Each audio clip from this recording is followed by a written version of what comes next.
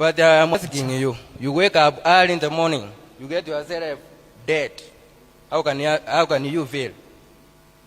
You wake early up in the morning, you get yourself, you are dead. How can you feel? Good evening, everyone. My name is Mazes, okay? I welcome you to this evening broadcast, and I hope you haven't just woken up, and I hope you didn't find yourself dead. As it is this evening, we are going to be looking at a couple of issues, 3 or 4 topics. One is the allegation that the Obidients are behind the NSARS, or the Obidients were those who orchestrated the NSARS ab initio and eventually also tried to use the NSARS to stop President Bola Ahmed Tinubu.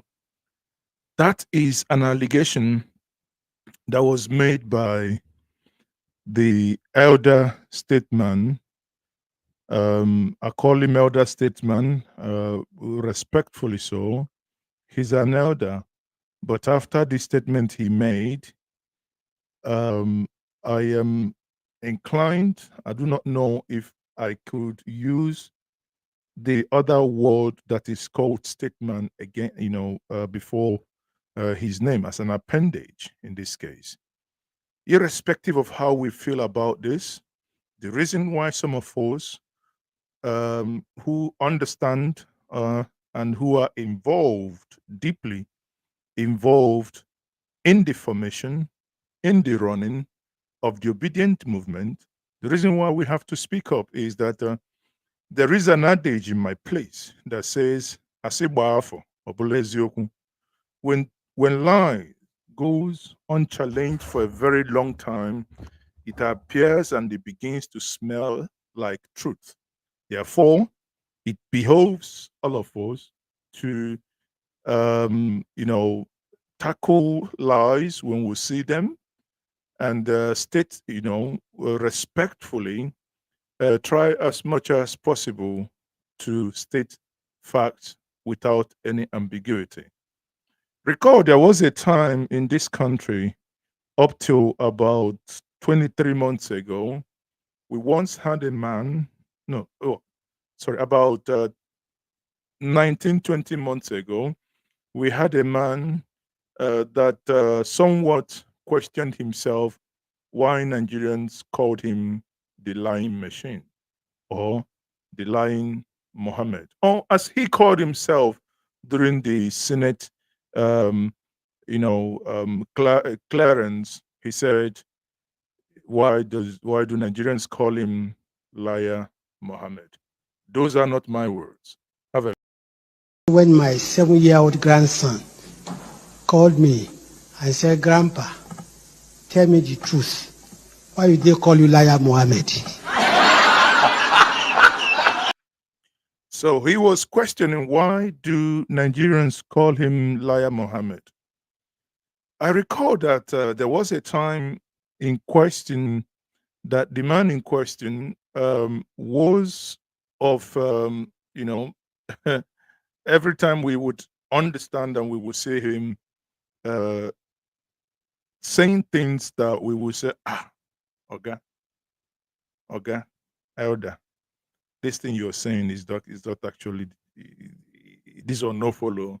But hey, suddenly Nigerians began to doubt him, and eventually he began to question why Nigerians started doubting him. We're going to look at that. We're going to look at Obidients' official stand on that. The statement that was released by Dr. Tanko Yunusa moments ago, and that was published. We're going to look at that. And we're going to look at an event that happened yesterday in Abuja, where eminent Nigerians gathered, and the discussion was on Nigeria. Some of them spoke, including someone like the former governor of Rivers State, Right Honorable Rotimi Chibike Amaechi, former governor of Kaduna State, Natsir El-Rufai, In their speeches, they rattled Nigerians in a way that Nigerians already knew these things before they said them. But hey, some people are now beginning to question, are they actually trying to whine us, or are they making the statement in good for that? Move to the Barak boys in the PDP camp, where the BOT meeting of yesterday was taking place, and they really threw themselves heavy blows. That is what we call PDP fight to finish. Now, if we are looking at the events that happened yesterday and we're taking two planks, one, that Amaechi is saying to Nigerians, you guys are not yet ready. In Ghana, an election was conducted, and they saw that if you rig this election, the people were going to do something. But in your own, everyone kept quiet. I say, okay, we didn't. Many of us, including my good brother, Dr. Moore, some of us protested. But hey, what you going to do? But when we get there, I'll tell you what I think about him. On the other hand,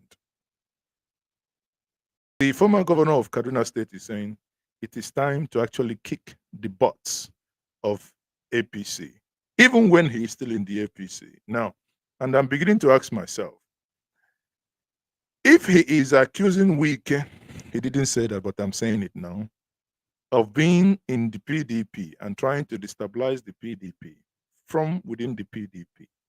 And I'm thinking, Nasir, are you not doing the same thing within the APC? Anyway, what I know, let's get the ball rolling. In this, I will get this conversation by a man I respect so much. If you're not following him on YouTube, please do. One of the best places you can watch Nigerian history. This is Edmond Obilo, a man I so much admire in his act of interviews. He does a lot of fantastic interviews regarding the Nigerian history, right? Now, he's not the president. Interview here in this segment of the interview, he did interview the elder statesman, as I said before, and he had the following to say. Oh yes, he is. You're happy, right? That I have. You're happy. Oh, very happy. I instigated him. I encouraged him. I worked for it. You instigated him? Oh yes. You told him go for it? Oh yes.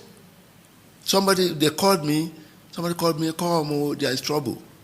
And I do not know why that is not showing. In that case, because it's not showing, I'm going to make it a full so that you hear the voice. For some reason, it's not the I can see from my filter that is not showing, but let me continue with the audio then in this case. Let me start afresh again.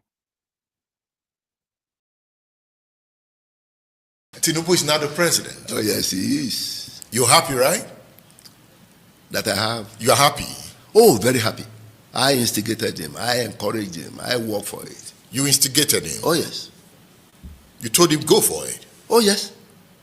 They called me. Somebody called me, come, there is trouble. And I was in Lagos. What is the trouble?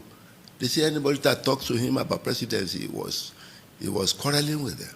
When this one talk about that, anybody that mentioned, he was quarreling with them. And then I met him. And he said,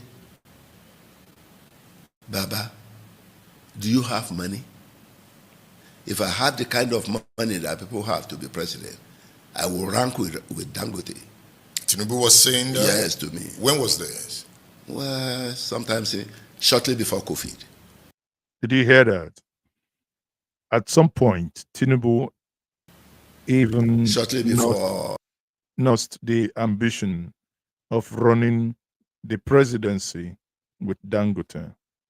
Recall that, in case you have forgotten, Pabisia Kande and Tinubu is the reason why Buhari won the 2019 presidential re-election. When Buhari was sick, they were initially the only two people that went to see him in London. And when it appears that both of them had fallen out of favor, Bisi Akande was also the man who finally intervened. Now, when you listen to this conversation, it's revealing. We're not going to play all these conversations, so I'll urge you to go to his platform on YouTube. Just type in Edmond Obiro. You will hear and you will see the whole interview. But listen to this part. EndSARS. The same Tinubu everybody is saying is the owner of Lagos in terms of money. Yeah, that's what he said to me. They didn't have money? Yes, that's what he said to me. And I said, look, we don't want you to be president because of you. You are unimportant in this matter. But that in Yoruba tradition, when you want to worship the deity, you take the fattest animal or the biggest yam to worship the deity. Yoruba wants to be president. And you are the one we have now. It is to sacrifice you so that we can have president, not for you to be anything. What did he say? He didn't know what to say. He was looking at me as if I was sick or something. He didn't say anything. He was just sober. But he told us. Okay. I think for many of you, it might actually be more beneficial. Let me try and see if I can play this directly from. Let me see if I can get this to work. Yes, this one works. Let me play this directly here.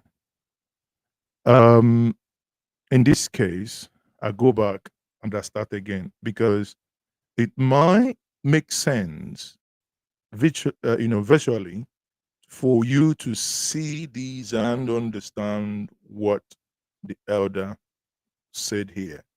Let me start afresh again. This. You're happy, right? That I have. You're happy? Oh, very happy.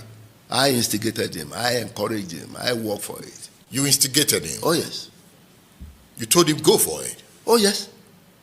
Somebody called me, come, there is trouble. And I was in Lagos. What is the trouble? They say anybody that talks to him about presidency he was quarreling with them. From what he's saying here, that initially Tinubu did not want to be president. And I looked at it now and I'm thinking, do I need to believe him when he said a thing like this, that Tinubu did not want to be president? Yet the same Tinubu had already said that being the president of Nigeria had been his long life ambition.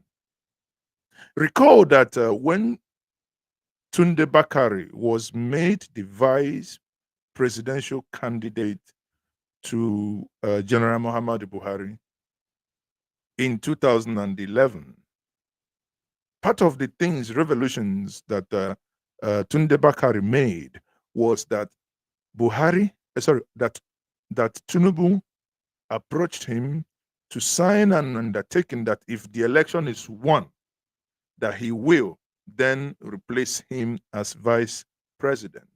At that point,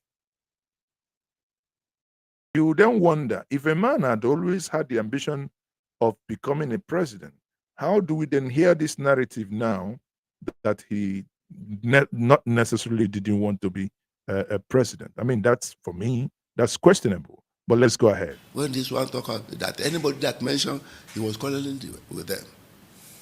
And then I met him.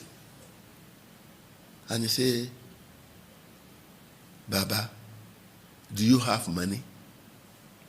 If I had the kind of money that people have to be president, I will rank with Dangote. Tinubu was saying that? Yes, to me. When was this? Well, sometimes shortly before COVID. Shortly before EndSARS. The same Tinubu everybody is saying is the owner of Lagos in terms of money? Yes, that's what he said to me. They didn't have money? Yes, that's what he said to me. And I said, look, we don't want you to be president because of you. You are unimportant in this matter. But that in Yoruba tradition, when you want to worship the deity, you take the fattest animal or the biggest yam to worship the deity. Yoruba want to be president. And you are the one we have now. It is to sacrifice you so that we can have president.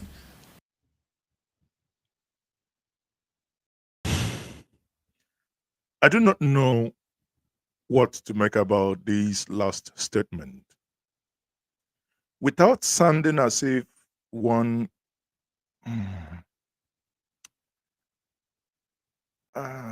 honestly, I don't know how to say this because one has to be very careful here. It will sound as if one is honestly, I don't know. But my point here is he made a clear point that Tinubu's president is Yoruba's presidency. Again, listen to him. Tinubu's presidency is Yoruba's presidency. Yoruba wants to be president. And you are the one we have now. It is to sacrifice you so that we can have president, not for you to be anything. What did he say? He didn't know what to say. He was looking at me as if I was sick or something. Now, Tinubu did not debunk that his presidency was going to be a Yoruba presidency. If you go to the Twitter street, people have really taken to the Twitter app to write a lot of things. Some have said, does this statement from Elder BC Akande, does it then explain why Tinubu is replicating the nepotism in appointment the same way that General Muhammad Buhari did with the North? Again, you look at it. For me, my job is to bring these things out here. I'm neither here nor there. But if you look at it again deeply, these are what people are saying. Where, I don't know. How do you see this? Tell me in the comment section. He didn't say anything. He was just sober. But he told us that becoming the president was his lifetime ambition. Yes, I don't know. But at that time, people called me, many people, they called me, come, there's trouble. And I went. And he listened to you. He listened. And where he asked questions, he said, okay, Baba, you now say I should run. He calls you Baba? Yes. He said, now you say I should run. What about this, my leg? You know, he's having a bad leg. You know, arthritis.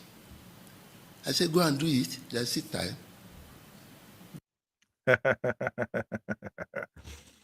Oh, dear. You recall when Tinubu went to do his knee surgery? At some point, they were showing us video where he was doing the indoor cycling. Oh, so things are making sense. I mean, it's a fantastic Go and do interview. it. You heal in 6 months, and then you start walking again. And you can run. And he went to fix it. And he went to fix it. And COVID came. Everything, many things came. NSAR came, many things. Some people thought EndSARS was the end of Tinubu. But you see, this is where some of us faults, you know, before now, whatever he was telling us, we didn't know, new to us, myself. But at this point, he has begun to say things that we all know. Some of us very active now, and hence I decided this evening to say we must put the record straight. We cannot allow misinformation to stick, because when it sticks, we do not know how it may end up tomorrow if it goes unchallenged. Now, listen to Chief BC Akande, the former governor, NSAR. the things he said about EndSARS. I was aimed to be the end of Tinubu. That EndSARS was to be the end of Tinubu. Wait a minute, wait a minute, wait a minute, wait a minute, wait a minute, people. EndSARS was peaceful. EndSARS was peaceful until the government began to shoot. Wait a minute, wait a minute. Who were those who used federal government vehicles to disperse EndSARS protesters in Abuja? How did EndSARS start? Were the police who shot Nigerians across southern states of Nigeria, in Lagos, in Onitsha, in Enugu, in Ibadan, in Ogbomosho, in Warri, in Port Harcourt, in Delta? The one that triggered it was the Delta incident.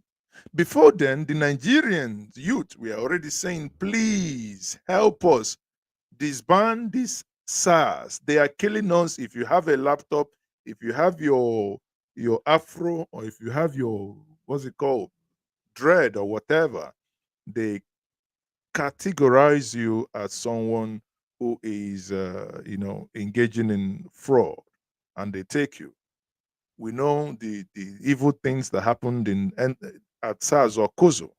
We know other notorious, SARS offices.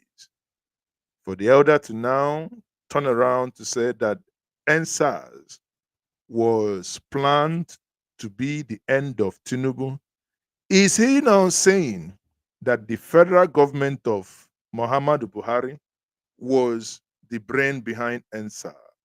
Is that what he's trying to say?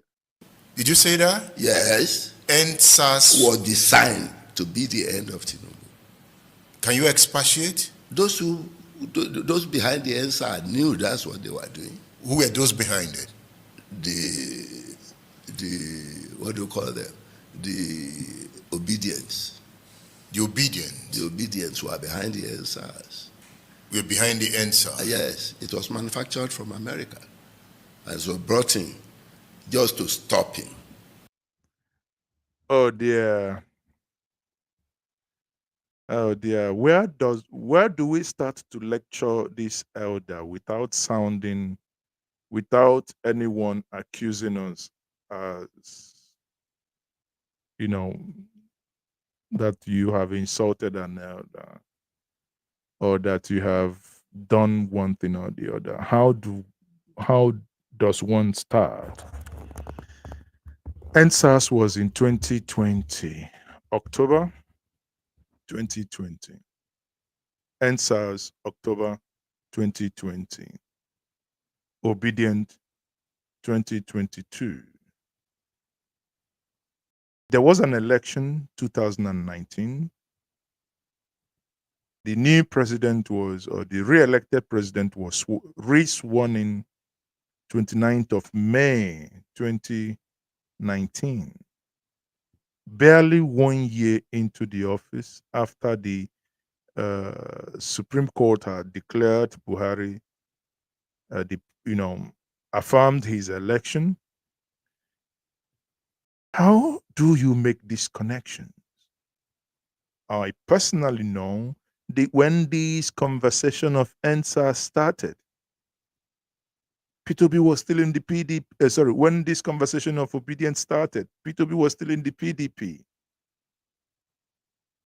Many people did not know how we funded to demand that those who supported him should go to the Wadata House in Abuja, Wuse 2, to demand that they give us Obi. If you want to know what I'm saying, this is a free, you have an internet. All you need to do, use your telephone, Google, give us Obi, Abuja.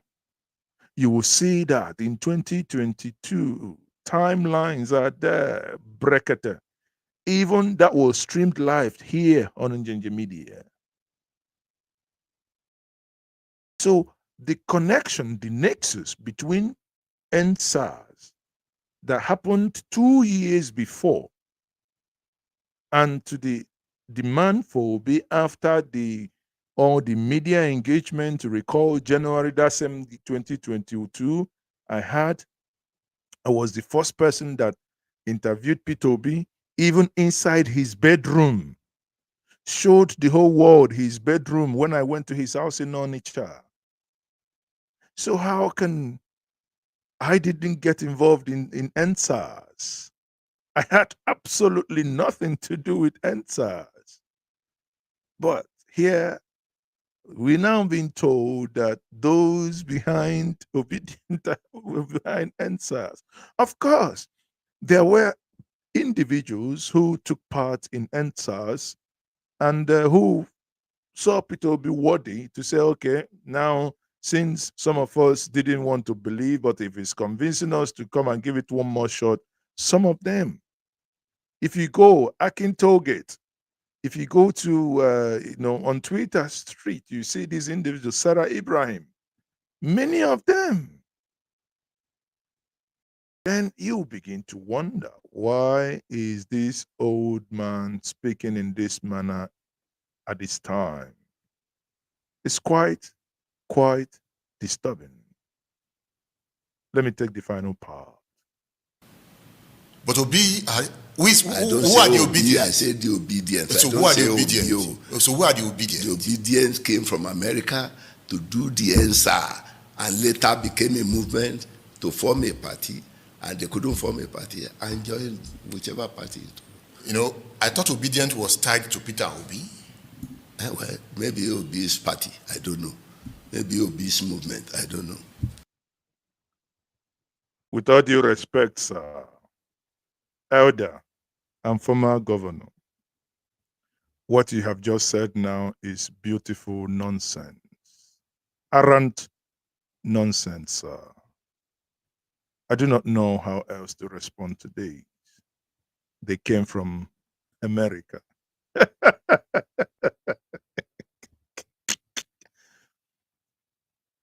The people killed by SARS, they were killed in America, right? The people killed by SARS in Oka, in Enugu, in Port Harcourt, in Warri, in Akwa Ibom, in Delta, in Obomosho, in Alausa, in Lekki, they were all from America. Of course, when the EndSARS started, Jack Dorsey gave the EndSARS that free hand, the green, white, green hand like this. The former owner of Twitter, the founder of Twitter, yes, he did. How does that mean that EndSARS came from America? Go and find out. The small stout on Twitter called Sege Link was one of those behind it. He does not live in America. He lives here. Of course, when EndSARS got to the point that it was so peaceful, it was two things, musical carnival and feeding, that these young people were being fed. Yes, because of the way CBN was doing, I am aware that some people started donating money through cryptocurrency in order to mask being detected. It didn't matter. Within Nigeria, people were, pay attention, 2020 was still crypto bull market, right? Crypto bull market that eventually ended in 2021. So people were buoyant in cryptos. People had ETC, BTC, BNB,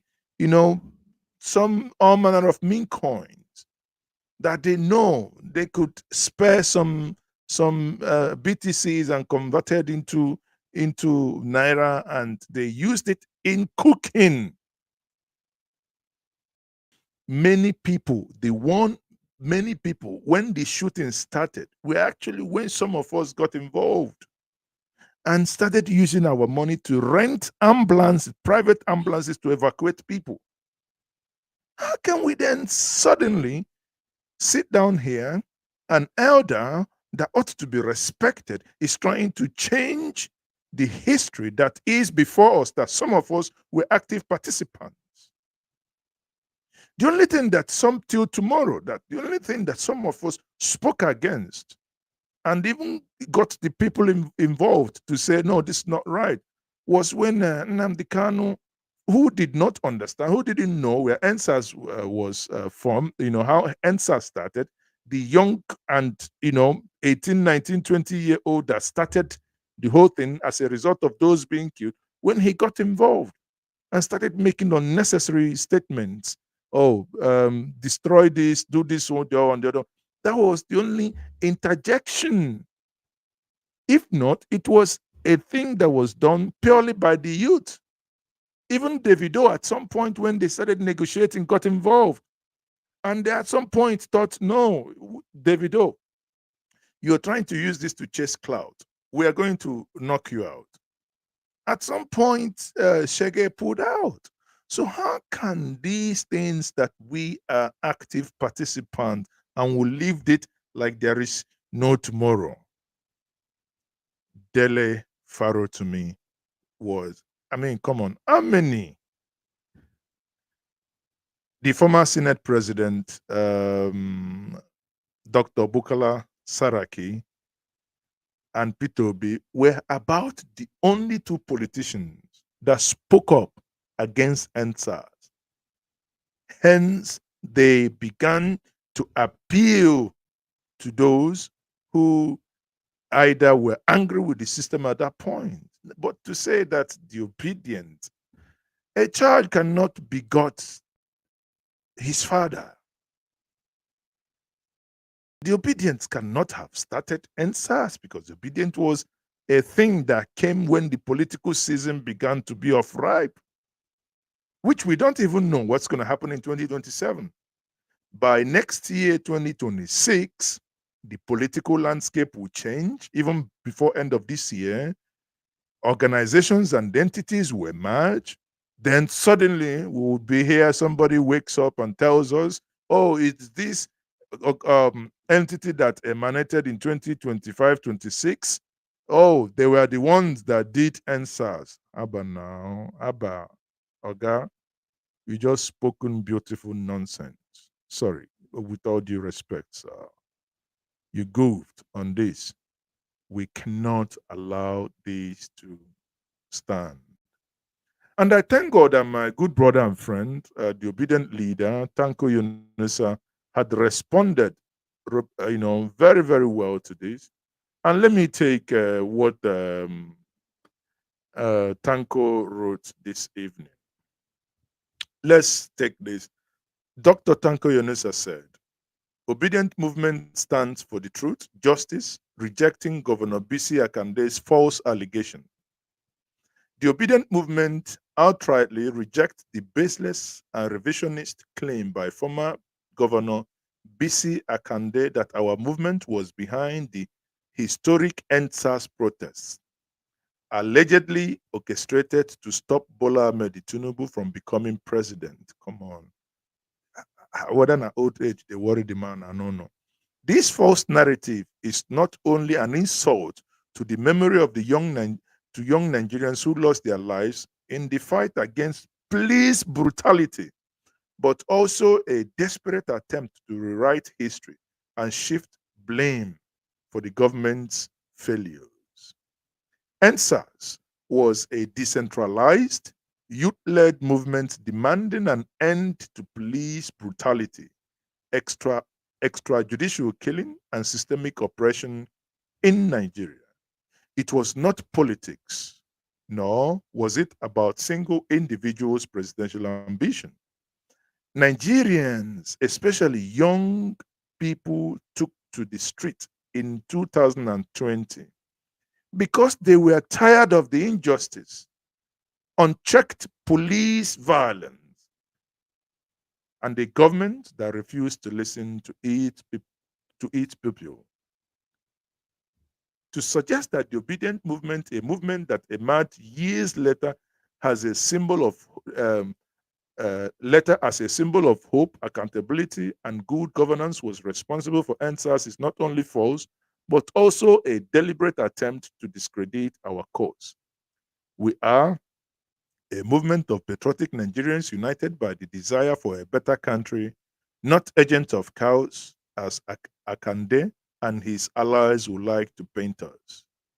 Rather than engaging in revisionist propaganda, we urge Elder Pa Bisi Akande and his associates to focus on addressing the real issues facing Nigeria today: economic hardship, insecurity, unemployment, and bad governance. The people are suffering, and no amount of misinformation or historical distortion will change the reality. We stand firm in our mission to restore integrity, transparency, and good governance in Nigeria. No amount of false accusation will deter us from advocating for a better future for our nation. Signed, Dr. Tanko Yunusa, National Coordinator, the Obedient Movement. I must say thank you very much, timely, and thank you for that timely intervention. We cannot in this year and age allow anyone to gaslight us. We cannot allow anyone to distort history. It is a shame that Pa Bisi Akande could look into the camera and lie and try to distort history, that the Obidients are the ones behind EndSARS.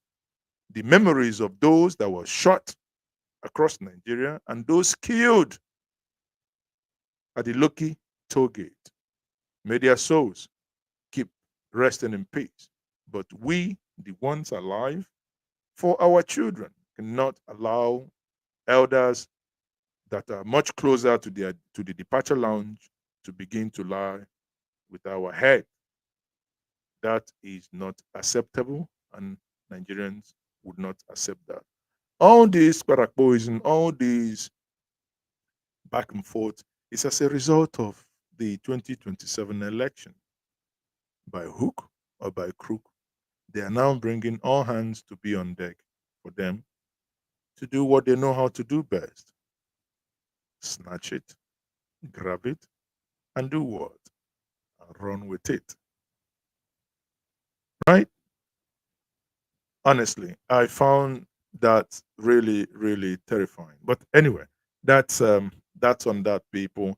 It is indeed unbelievable what we have seen. Now, if we move forward, we will see that on another plan, that Rotimi Amaechi is in this meeting that I highlighted at the beginning, is saying to Nigerians that Nigerians are not yet ready for a revolution. If they are ready, that they shouldn't have allowed some of these things happening to happen. Let me know your reaction. Governor Rotimi Amaechi up. Your Excellency, distinguished ladies and gentlemen, please, whatever I say, put the blame on Tambua, because we had together prayed the Islam prayer that we should not talk here at all. And it looks as if his prayer didn't work. That's why I'm talking. Exactly. It's my name, Ibrahim. I was going to respond to you. You see, all we hear here is typical Nigeria. Typical Nigeria, and you are clapping. That's why politicians get away with anything. They get away with murder because you have short memory. Short memory. None of you here seated can defend the votes. If you have complained, Nigerians have been clapping for you. The only way Shekarau became governor, do you know how? Because people lined up. When they ask how many people are there, they say over 500,000. No, I won't give 500,000. Announce Shekarau. It happened in Ghana before the election of the last president. 2 days, a lot of us were called to intervene. But why did they do that? The people were ready to die. Do you agree with Rotimi Amaechi that the reason why these things keep happening is that Nigerians are not ready to? Then I ask myself, recall that part of the things Amaechi is crying for now is actually one of the things he was behind. In 2014-15, he was one of those who was shouting, kill Jonathan, remove him by all means. And they planned to remove him. I will show us even when Jonathan was prophetically telling Nigerians what was going to happen. Nobody believed him. But hey, Amaechi is now calling and saying that Nigerians should go out if they feel so offended. I say, Oga, are you going to lead? Are you not also guilty of what you're accusing Nigerians? Oh, they do everything, and you keep quiet. You're going to run for 2027, ba? Don't worry now. When they rig you, we'll see whether you go and lead the protest. But at least I can comfortably beat my chest that in 2023, I led a protest. Was one of those who led it. Proudly so. A very peaceful one that every single thing, even the pure waters that we drink, will have to pick all the liters that nowhere was littered at all.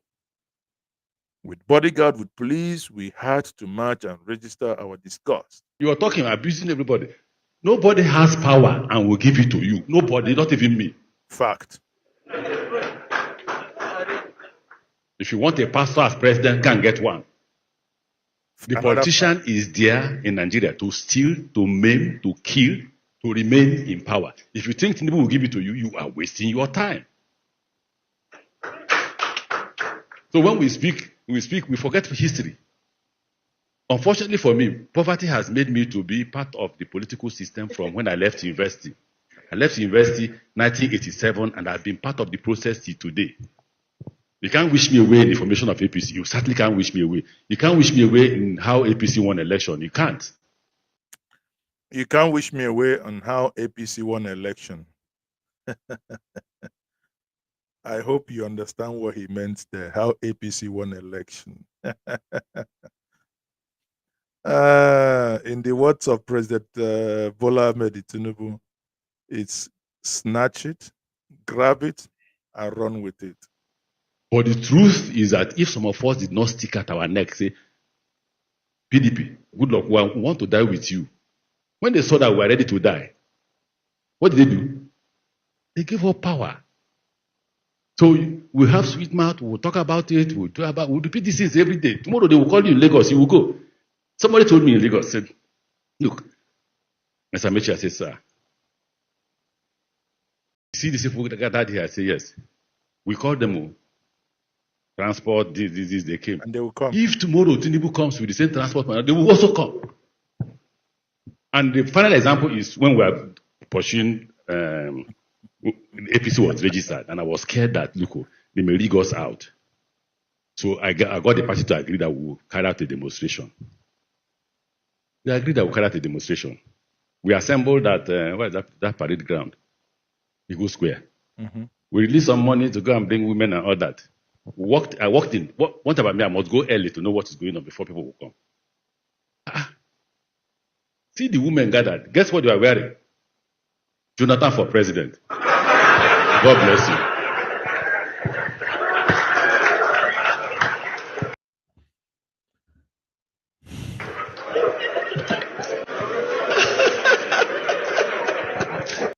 Well, what he said is a fact, actually. I have seen campaign where it's as a result of poverty, where people are mobilized.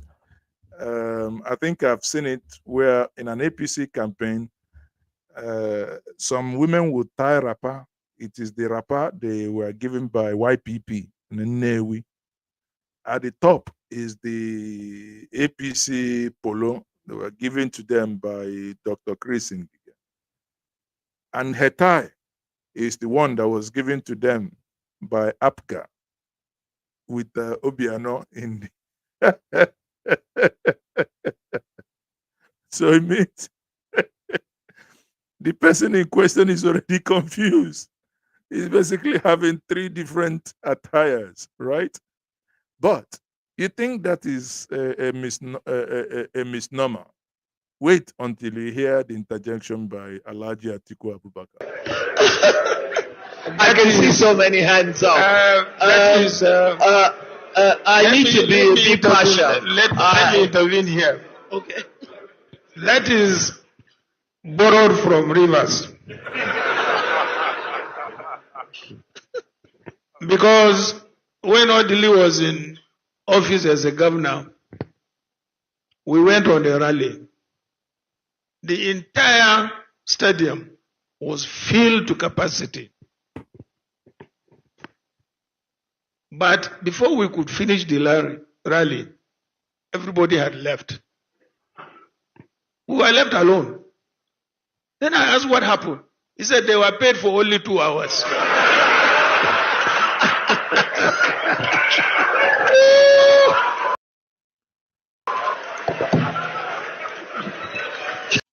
Anyway, that's on a lighter note. The question here is, and what is the key takeaway? That Rotimi Amaechi is admonishing Nigerians that if we are serious, we should take the bull by the horn. Election is not for the faint-hearted. Like someone wrote in the comment section, hate him or like him, he has been consistent in that. He has been saying this, I think, in one of the interventions also. He had the following to say. If you see a thief and you allow him to be stealing, what do? You have stolen nobody. That's why we are stealing. You will stone me. Who have you stolen? Few individuals are going away with the money. You have done nothing. You have had $50 billion, not 50 million naira. Not 50. You can say I'm stealing the person, no problem. You can say as much as you want. It's good to steal if you can't fight back. You know, the problem is you have heard about $50 billion. Nobody's talking. You are debating whether can he talk to the president like that. Should we? How did you know he talked about it? Why should CBN governor even write about it in the first place? In some countries, people will be on the street until they return that money. Okay, that was during the time of Sanusi and Goodluck Jonathan debacle. Now, we have not forgotten. We haven't forgotten. In all these things, Goodluck, Ebele, Jonathan warned Nigerians when he said this. By the time that Amaechi and co was planning to oust him from office, he had this following to tell Nigerians.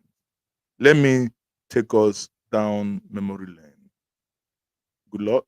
To address old people like me, because we are spent already. Either you vote for the young Nigerians to be relevant in the Nigerian political history, or you vote for you to be irrelevant. They want to take us to the old days where nobody sees voters' cards, but results were announced. Nigeria must move forward. Nigeria is for the youth. Nigeria is not for old people like us. The youth must redefine this country. The young generation must redefine this country. We must take this country to where we want to go. Nobody can push us backward. The past is past. They have led us backward and backward. In fact, when we are small, we were told that at independence, Nigeria, Brazil, Malaysia, Indonesia, and even India, we are all at the same level. That is what we are told when I was in secondary school. That is what we were told when I was in the university. Now all those countries have left us behind. And some people want to take us backward.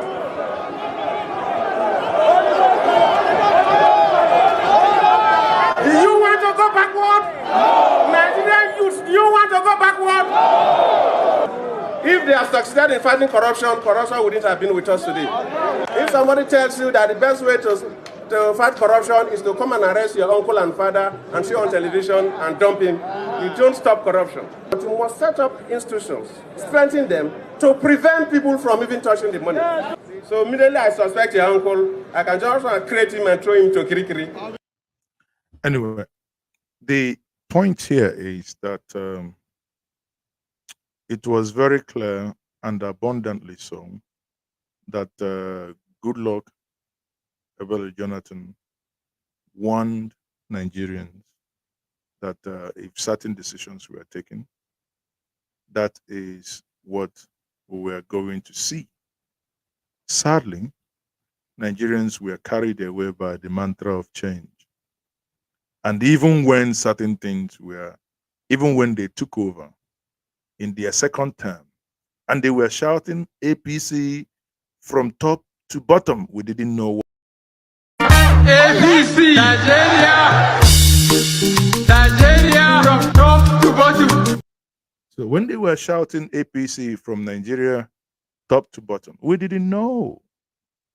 But fast forward now, 10 years after the APC took over, Nigeria is indeed top to bottom.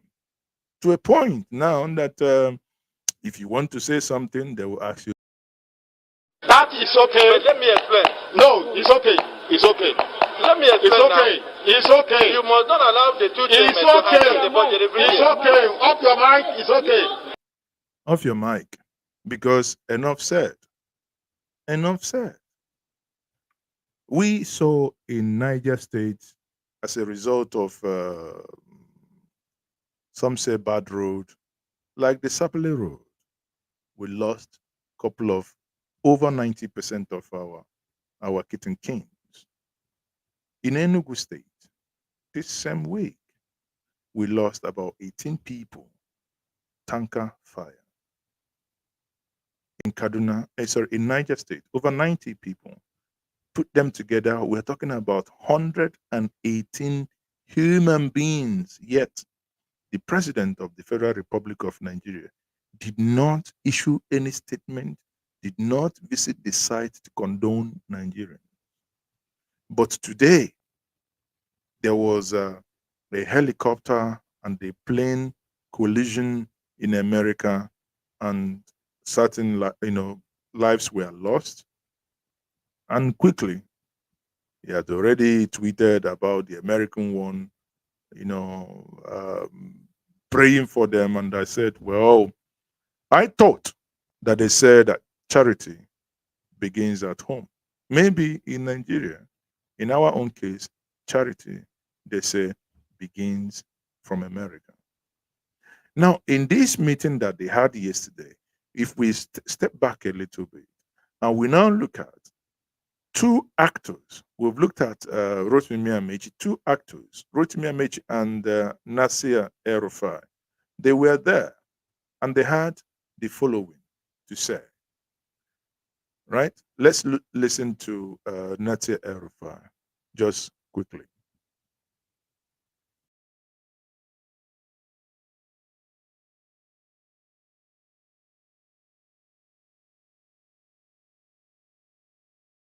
Oh, hold on. Sorry. Okay. Quickly. I haven't got any audio on this. Quickly, let me pull something off quickly. I haven't got any audio on this. Let me see if I can go to source. Okay.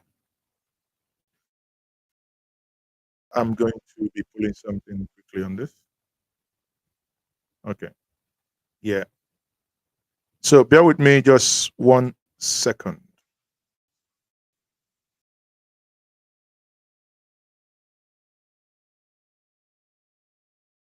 Okay. So let me quickly go to source here.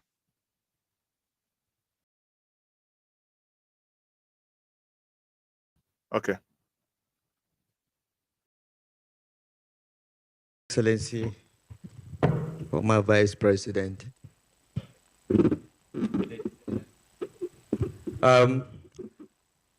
If you look at the program, you'll see that I'm not supposed to be on this panel.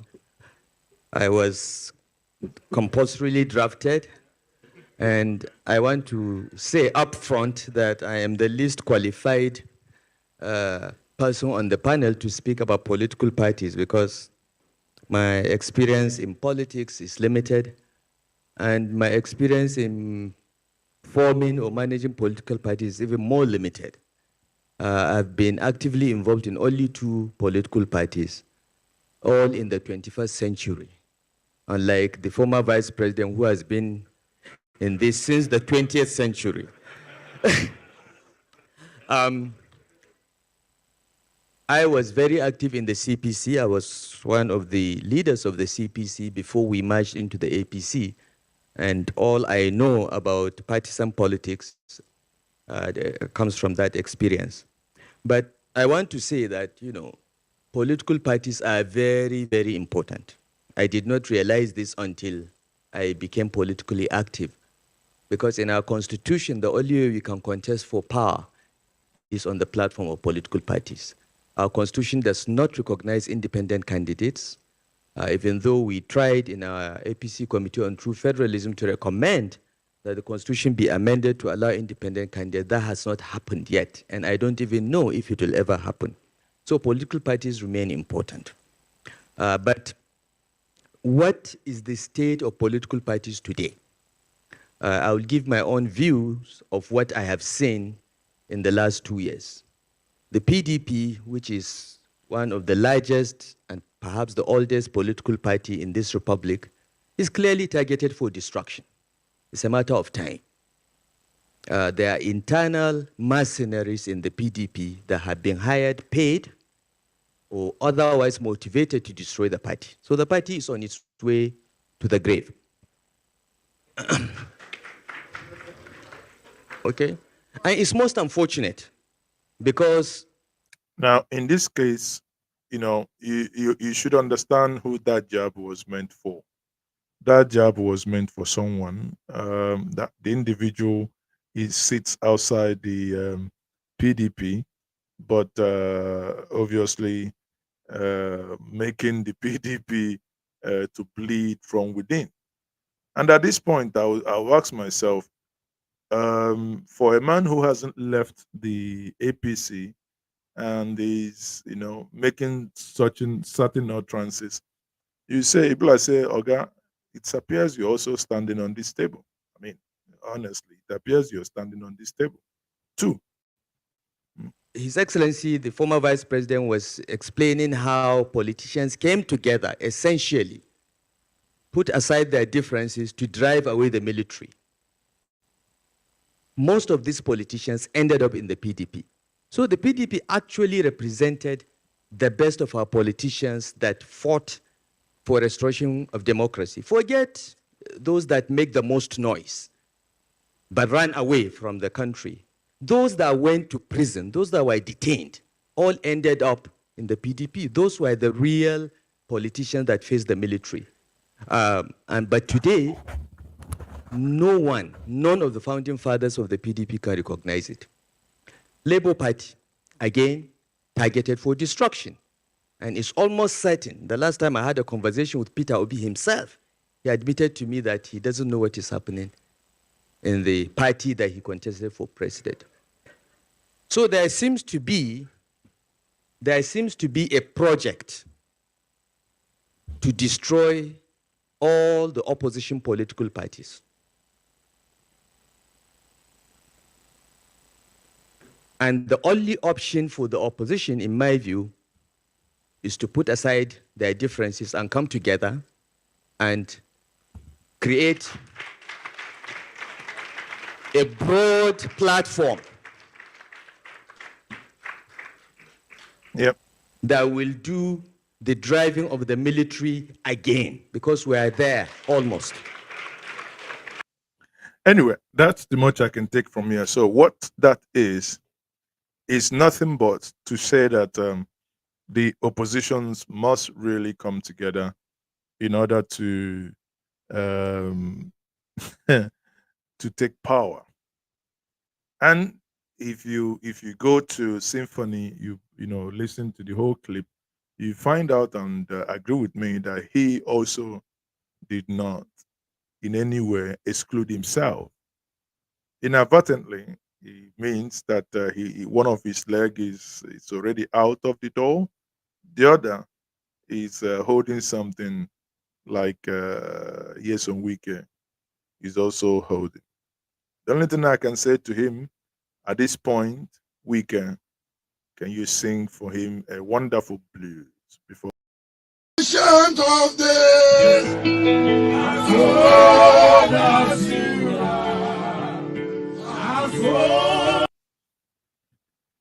at this point, that's it, people.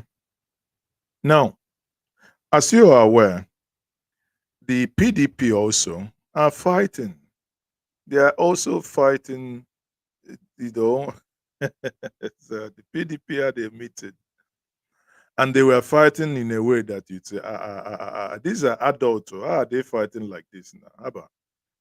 In the words of my Yoruba brothers, who say, Baba Kilode, Kilode, why they do like, why this rough fight? I mean, it's too much. Let's hear them. Well, good morning to you, viewers. Let's begin what's trending with reactions trailing the PDP meeting, which turned chaotic over a leadership dispute on Wednesday. A video that has now gone viral showed the moment a physical altercation erupted at the People's Democratic Party's headquarters in Abuja during a Board of Trustees meeting. The conflict involved a dispute between Samuel Anyanwu and Sunday Ude Okoye over the position of the National Secretary. Let's take a look at this video before we take some reactions.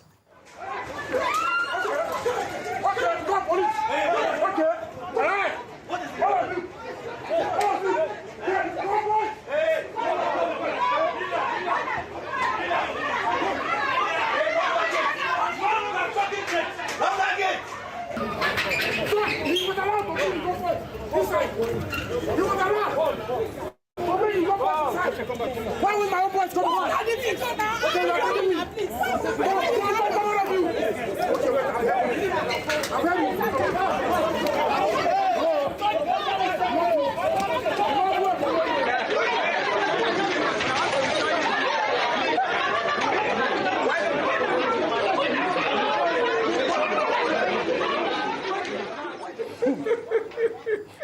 Have you ever?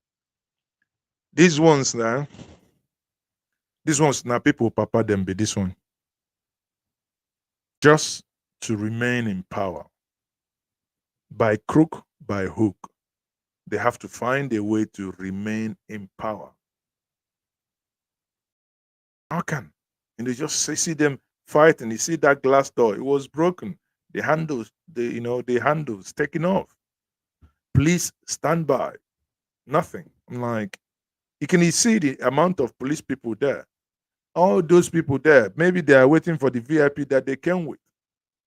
That's the way these things run. You just Ever seen anything like this? He don't cast. Have you ever seen anything? This is so completely disgraceful, really disgraceful. I'm going to take some tweets before I come to you. It just shows so much disrespect. Oh, yes. When I saw the video with, the police officer standing there, the first video I saw, there was a man who literally pushed a woman aside to go into that chaotic scene.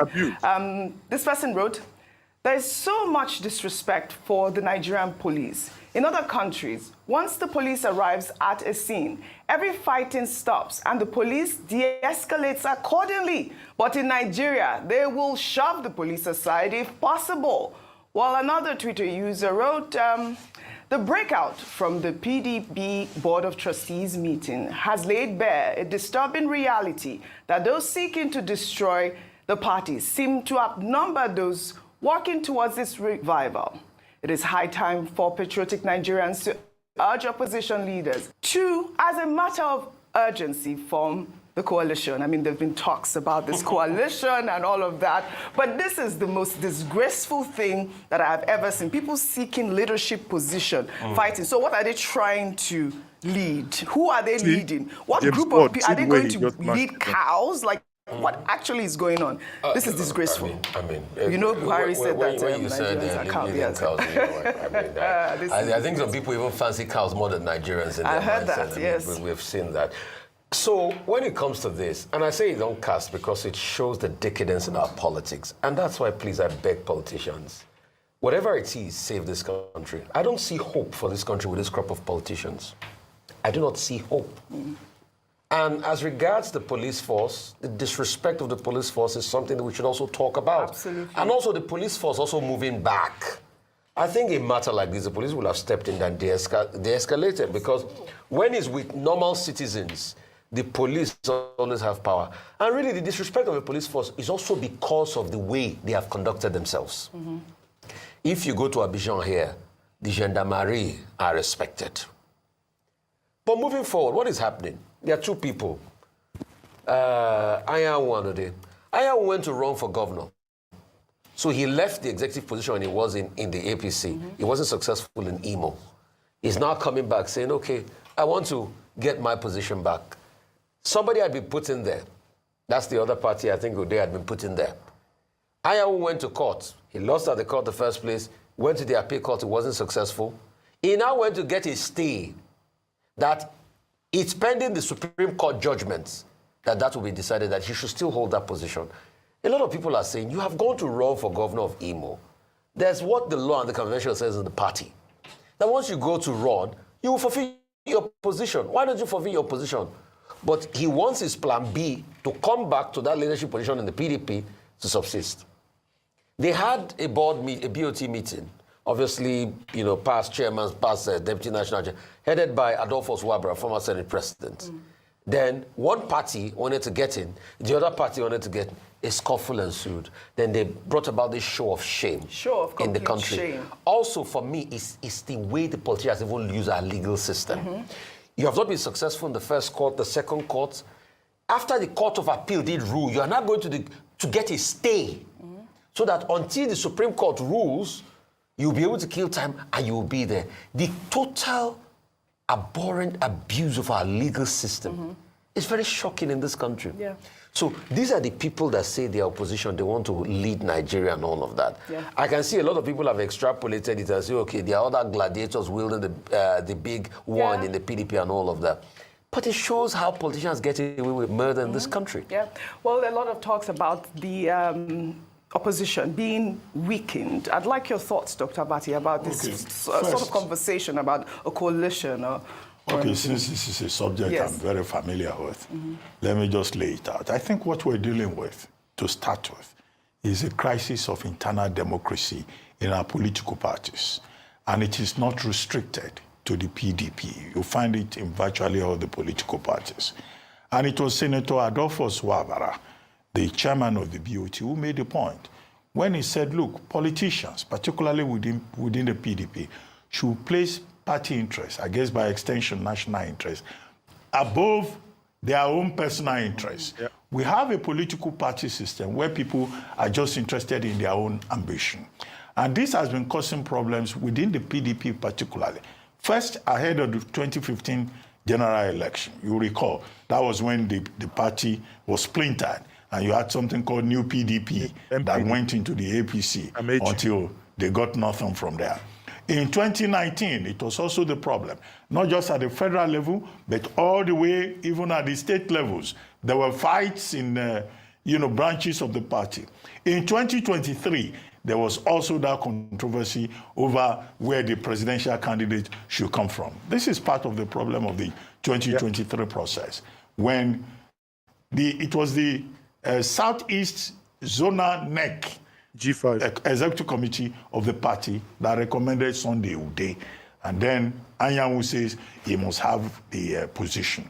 However, what has happened now is that the meeting still held yesterday, and Senator Adolphus Wabara said that there will be a NEC meeting in February. That NEC meeting has been postponed again and again for more than 1 year. So you have a political party that cannot organize itself. Now, acting chairman of the party,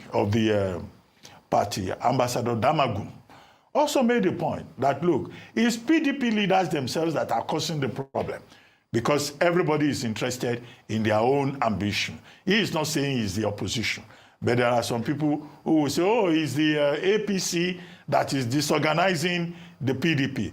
But I think instead of blaming the APC without proof, without concrete evidence, all these are allegations. Damagum, who is the acting chairman himself, is saying the people causing the problem are leaders within the PDP. Yeah.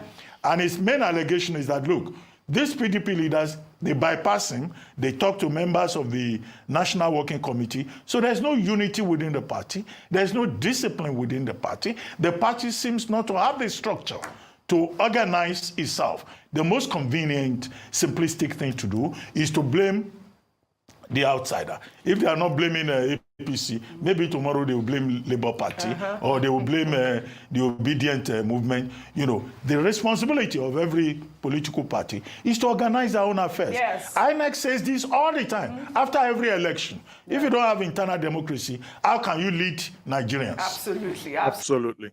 Anyway, that's on the PDP side. Then finally, before I leave you, many of you may have seen the video of Oshomole reaffirming what Peter Obi said many times. Recall in 2022, while we were at the University of Oxford, Said Business School, Peter Obi interacted with the African students there, and he made something very clear, that he believed that the oil thief in Nigeria is done by those in government. Then, that was under President Muhammadu Buhari. The man who said he's sanctimonious with some bogus integrity. He did nothing. Our oil was being stolen with reckless abandon. Today, the former governor of Edo State, who is now a senator, had gone ahead. He's still a member of the APC. He was former chairman of the APC. He was a former governor of the APC. So he's part of those who elected the one they have, the governor they have in Edo today, and who worked, tirelessly for him to emerge. And during the election appears to be his spokesperson. But that's by the way. Oshomole has come out to say that the minerals that we have in Nigeria, in certain part of Nigeria, is being stolen by those in government, thereby reaffirming the same thing that Peter Obi had said over and over again. No be my ear, pass on our own. Make una hear am. Crisis decisively. Sir, who can afford to buy a chopper to land in an illegal mining site, cut away gold, return to Sediti, and then on the way to airport, bam, take them out of the country? This is happening. So I agree with you, but my position is that we shouldn't, as senators, be lamenting. As senators, we should fix the problem. We should tell the executive, you must deploy exactly the same force that you deploy against illegal oil bunkering. That same force should be deployed to deal with criminals who are money. When I say criminal, it can be a retired general, it can be a retired permanent secretary, it can be a retired trade unionist or a retired labor leader. Whoever is involved, they should be dealt with. Let Nigeria see that we are not condoning. You know why sometimes these conversations with these Nigerian so-called leaders can be so annoying sometimes? When they say they have to, who are the they? You, your party, and the government. You know them. Say their names. No, you won't. Your party, you have the ears of your president. Call him, tell him these are the people. Go, write, tell us now. Not just saying this in the National Assembly, becomes sound bites, then nothing happens thereafter. We are not lamenting what is going on. When you have a country of people who are above the law because they are supposed to have served the country, and they have retired, and now they become the real barons. We should recommend steep penalties, and through the leadership of the Senate and the National Assembly, draw President's attention that he has to find the political will to deal decisively with criminals that are cutting away our precious stones and other precious solid minerals. Okay. That brings me to a point where when something like this did happen before, And Buba Galadima was asked what he thought, when he left APC. He was asked what he thought about the APC. Buba Gala and Adams Oshomola. I will close with the following, with the words of Buba Galadima. Buba Galadima had the following to say about Senator Adams Oshomola.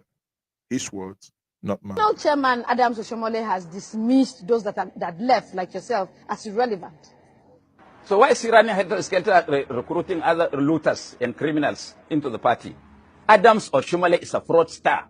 Let him come and tell the Nigerian public he's a public officer. Where did he get the money to build the palace, the biggest in the whole of Africa, and build a university, build a police station, have the house he has in Maitama Extension, the one he has in Aso Drive? Where did he get the money from? After all, he's a common tailor. Where is his father's farm?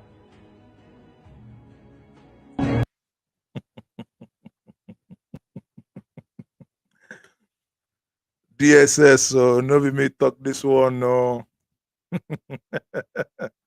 I could not begin to look for. Never me call and come and tell, but he gets some suit where they see the man when he go wear their suit. I do not ask about the tailor who made those suits. I ask about the carpenter who made those suits. On that note, I say thank you very much for joining me. I am Mazes. Okay, please do not forget to like, share, and subscribe. See you tomorrow on my Friday hangout. And do not forget to join me on the State of the Igbo Nation on Sunday, 7 p.m. This week, I will be having the rare privilege of bringing in the Anambra State Commissioner of Information, Dr. Law Mefo, PhD. We'll be having a conversation on a wide range of issues, what the Anambra State government is doing, and the issue of insecurity in the state, and what they are doing regarding the Operation Udoga, where there are unanswered questions regarding the hotel that was demolished in Anambra, where they said that they found 30 mini graves, and the accusations and counter-accusations regarding what's happening, and also what the state government is doing to drive Anambra State, in their own words, a prosperous and a livable city in Nigeria. Good night. May God bless us all. And like I said before, do not forget to like, share, and subscribe. La la la la la la la la.